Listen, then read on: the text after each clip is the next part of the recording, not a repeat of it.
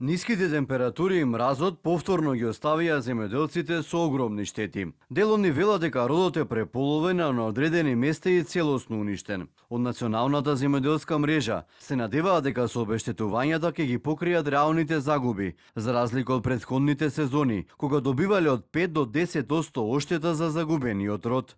Проценката се врши врз основ на реални параметри, колку оштетува. Меѓутоа, за жал, нашиот закон предвидува некоја стапка на обештетување од минимум 5%, па максимум неограничено. Тоа се зависи од одлуката на владата. Обично ние од искуство знаеме дека максимум што се добива за реално обештетување е некаде околу 5%, што е многу символично, за да може земјоделците на некој начин да го искомпензираат таа штета.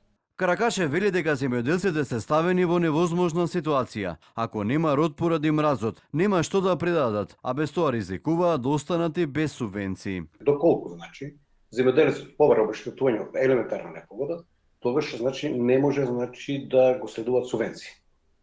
Тоа апсолутно мислам и недозволиво, и тука треба максимум апелираме јавно ние до владата да се приначи таа одлука, тоа што земјоделците ќе бидат двојно оштетени.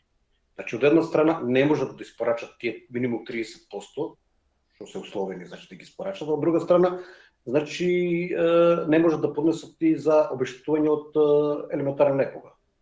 Тука мора да добијат земјоделците по двата основа, за да може колку толку да бидат минимално искомпензирани тие штети.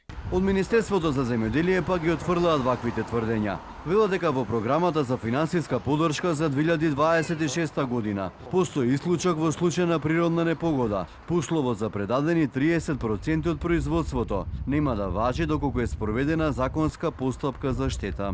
Општините треба да прогласат природна непогода, пошто комисиите излегуваат на терен и прават проценка. Првичните информации, велат оттаму, покажуваат во зависност од регионите штети од 10 до 50%, а на одредени места и до целосно уништени насади. Во меѓувреме земјоделците натака се жалат на старите проблеми: ниски откупни цени, недостигно организиран пласман и откупни центри, но и неизвестноста која, како што велат, со децении го притиска македонското земјоделство.